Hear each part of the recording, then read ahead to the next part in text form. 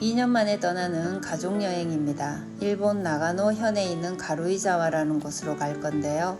한번 가볼 만한 가치가 있고 자연경관이 아름답고 도쿄에서 가깝고 고속도로로 3시간 거리의 여행지입니다. 즐거운 마음도 있는데요. 걱정도 있습니다. 왜냐하면 강아지도 데려가야 하고 올해는 어머님이 걷는 게 불편하셔서 휠체어를 가지고 다녀야 하니까 저희가 상당한 체력이 필요할 것 같습니다. 여행을 갈까 말까 고민을 많이 했는데요. 같이 살고 있는데 우리끼리만 갈 수도 없고 저희끼리 가면 얼마나 서운하겠습니까? 그리고 어머님은 어디든 다 같이 동행하는 걸 원하십니다. 잠시 외출이라도 우리끼리 하고 오면 어디 갔다 왔냐고 한 명씩 돌아가며 물어보는 타입입니다. 소외감 때문이시겠죠? 기분 잘 이해됩니다. 그런 기분 들지 않게 해드리려고 뭐든 같이 했어요. 외식도 함께 하고 여행도 함께 가고요. 그러던 어느 날 제가 톰 크루즈의 찐팬입니다. 특히 저는 심야 영화 가는 걸 좋아합니다. 미션 임파서블을 꼭 보고 싶어서 일 끝나고 저녁에 갈 예정이었는데 설마 어머님은 심야 액션까지는 가지 않을 거라고 확신을 하고 제가 물어봤는데 가시겠다더군요. 밤 10시 30분까지 미션 임파서블을 시어머니랑 영화관에서 보는데 이제부터는 선을 좀 긋고 살아야겠구나 하는 생각을 좀 했습니다. 어머님은 톰 크루즈가 누군지도 모르고 얼마나 멋지게 생겼는지 관심 1도 없어요. 가족은 무엇이든 같이 해야 한다는 그 생각 하나만으로 따라오시는 거죠. 같이 먹는 팝콘도 톰 크루즈의 달리기도 그의 핸섬한 얼굴도 저는 재미가 좀 떨어집니다. 이번 여행도 가루이자와를 몇 번 간 적이 있는데요. 별로 좋아하시는 여행지는 아닙니다. 그도 그럴 것이 강아지를 데려가니까 호텔이 그렇게 좋지도 않고요. 도시를 좋아하시는데 이곳에는 쉬는 것밖에 할 게 없습니다. 가루이자와는 여름이 굉장히 시원하고 스키 리조트, 골프 코스, 사과, 와인 이런 게 있고요. 여유 있는 분들이 별장을 많이 갖고 있는 곳이랍니다. 자연이 너무나도 아름다워서 관광객들이 항상 붐비는 곳이고요. 큰 볼거리보다는 소소한 자연을 즐기려면 좋은 곳이에요. 메밀국수가 맛있고 커피가 정말 맛있습니다. 이 호텔은 강아지가 묵을 수 있는 크게 비싸지도 않고 깨끗해서 저희는 이곳으로 오는데요. 음식도 해먹을 수 있고 비용을 줄일 수 있어서 좋아합니다. 올해는 어머님이 저녁에 화장실 가시다가 다칠까봐 방 2칸으로 화장실이 딸려있고 고려한 방을 선택해 왔습니다. 사실 잘 걷지를 못하시다 보니까 신경 쓰이는 게 많군요. 근처에 새로 생긴 책방이 예쁘다고 SNS에 올라왔길래 찾아왔어요. 숲속에 있는 이 책방 근처에도 작은 카페가 몇 군데 있고 자파랑 책을 디스플레이 해놓은 모습이 세련되고 진짜 마음에 듭니다. 남편이 어머님을 휠체어를 끌고 이 울퉁불퉁한 나무길을 겨우 밀고 끌고 올라왔는데 어머님이 기분이 별로 안 좋으시군요. 자신이 도대체 왜 이런 곳에 왔는지 이해를 좀 시켜달라며 좀 흥분을 하셨어요. 저는 할 말을 잃었습니다.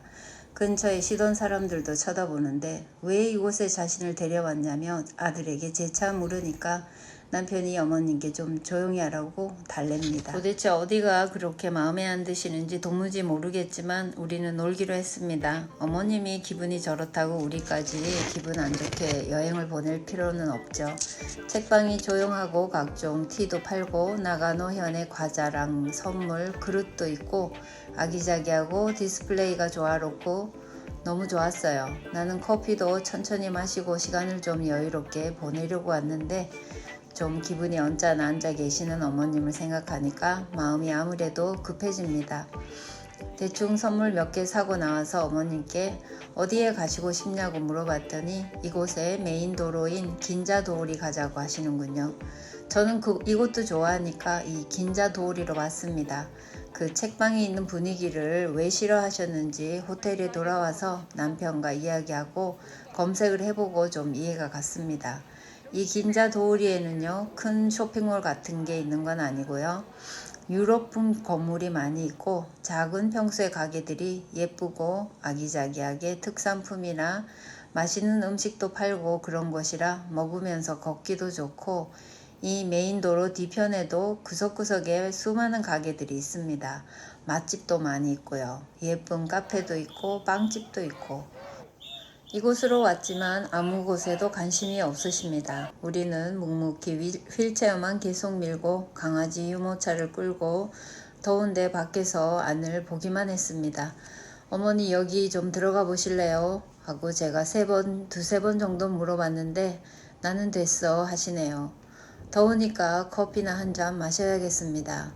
왜 심술이 나셨는지 생각할 여유가 없군요. 저희도 피곤합니다. 이 커피나 한 잔 마시고 점심으로 메밀국수를 먹기로 했습니다.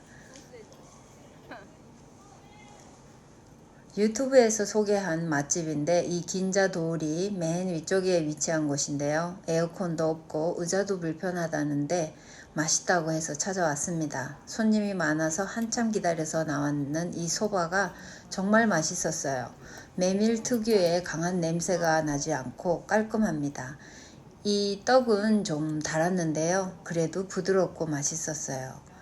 이 긴자도우리에 좀 불편한 점이 있는데요. 관광객이 너무 많아서 그런지 화장실이 전부 유료 화장실입니다.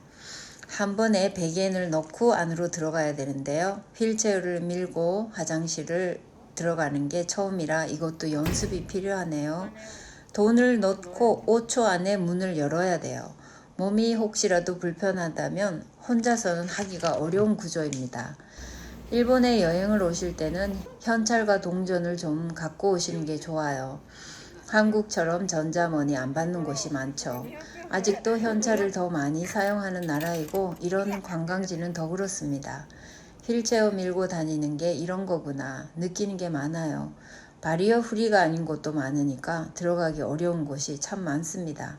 어머님이 즐거워하기라도 하시면 마음이 좀 편할 텐데 우울한 모습으로 계시니까 우리 모두 그다지 즐거운 여행은 아니군요.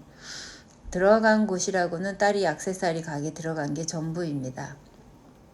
저 뒤에 있는 예쁜 가게들을 둘러보는 것은 다음 기회로 미루고 이 사와무라라는 커피와 빵집에 잠시 쉬었다가 저녁을 먹으러 갈 예정입니다.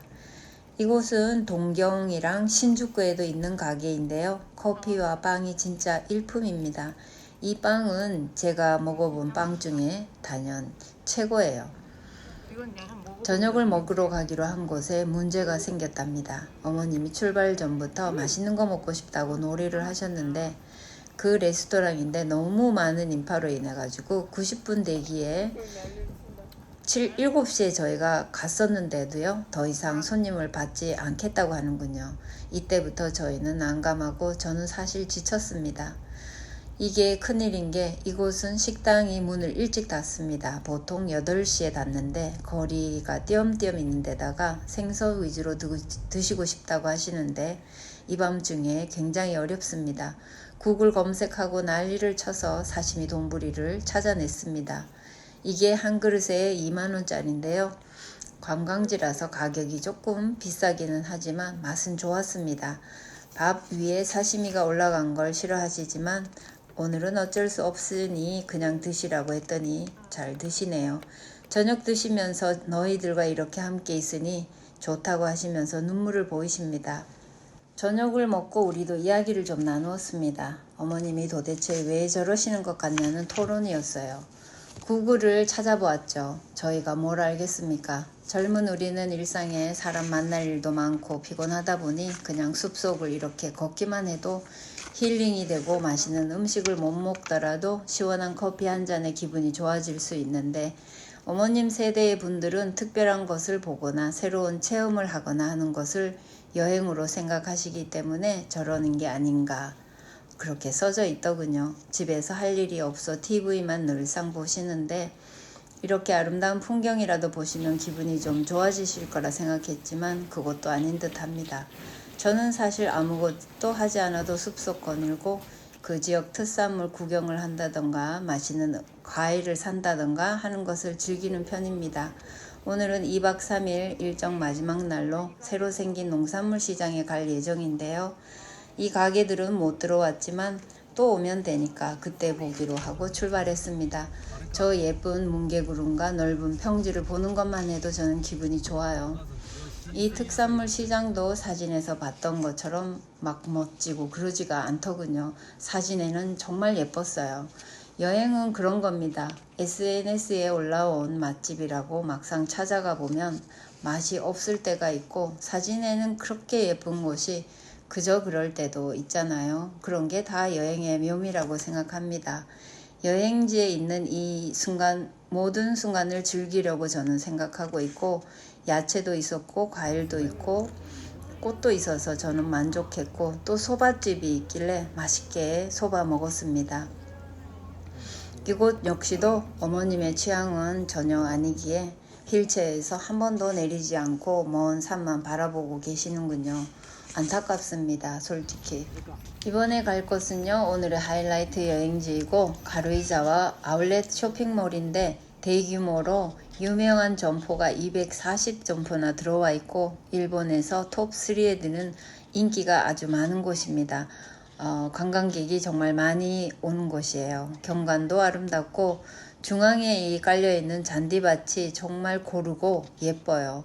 날씨도 정말 좋았고 이렇게 아무것도 사지 않아도 걷기만 해도 기분이 좋은 곳입니다. 마지막으로는 저녁을 먹으러 왔는데요. 다행히 어머님이 그토록 맛있는 음식을 먹고 싶다고 노래를 하셨는데 이곳에 겨우 들어올 수 있었습니다. 저희는 돈가스 먹고 어머님은 와규의 덴뿌라 드시면서 여행의 마지막이다 보니 어떻게든 기분을 좋게 해보시려고 노력을 해줘서 다행입니다. 솔직히 휠체어를 차에 싣고 내리고 밀고 강아지 데리고 다니면서 이게 여행이 맞나 싶었습니다. 몸이 불편해진 어머님을 모시고 다니는 2박 3일이 그리 길지도 않았는데요. 서로 좋은 여행은 아니었다는 생각이 드는 아쉬운 여행이었습니다. 여기까지 영상을 보면 왜 그러고 사냐, 답답하다, 시어머니께 돈 받냐, 또 별소리를 다 하시는 분도 계시겠지만 같이 살아본 사람만 알 거예요. 짜증나는 것과 연민은 같이 있는 겁니다. 자신의 몸이 예전처럼 움직여지지를 않으니 가고 싶은 곳이 있어도 마음대로 가지를 못하고 걸을 수도 없고 정신은 젊은 시절 그대로인데 몸이 움직여지질 않니 그 속에 갇혀버린 것 같은 기분에 얼마나 답답하겠습니까? 신체 변화에 적응하려면 아직 시간이 더 필요하시다고 생각합니다. 어린 시절 제가 초등학교 때 저희 할아버지가 80대셨는데 할아버지는 나이 많은 기분이 어때? 라는 기가 막힌 질문을 한 적이 있습니다. 할아버지가 몸이 잘 움직이지를 못하셨는데 내 몸은 이렇지만 내 마음은 19살 청춘 같은 기분이다 라고 말씀을 하셨습니다. 그래서 저도 시어머니를 조금이라도 이해해 보려고 노력하고 있습니다. 그렇지만 저도 천사도 아니고 보통 인간이다 보니까 신경질이 많이 납니다. 오늘은 집 근처에 있는 예쁜 테마파크에 우리끼리 놀러 나왔습니다. 이렇게 예쁜 곳이 있는 줄을 몰랐어요. 제 스타일대로 아무 계획 없이 발길 닿는 대로 가족과 함께 산책하고 맛있는 음식을 사 먹고 웃음을 나누고 시간을 보냈습니다. 딸이 대학생인데 딸의 미래 이야기를 듣고 응원하며 정다운 시간을 보내고 며칠 전에 소원했던 여행의 기분은 훌훌 털려버렸습니다. 이런 식으로 제 나름의 인생의 균형을 맞추고 살고 있어요. 여행 다녀와서 저희는 어머님과 대화를 조금 나눴습니다. 앞으로 즐거운 여행을 하시는 게 좋지 않겠냐고요. 우리는 고급 레스토랑, 최고급 호텔에 모실 여력이 안 되니까 소소한 것에 감사하면 안 되겠냐고요. 어머님도 미안하다고 하시는군요.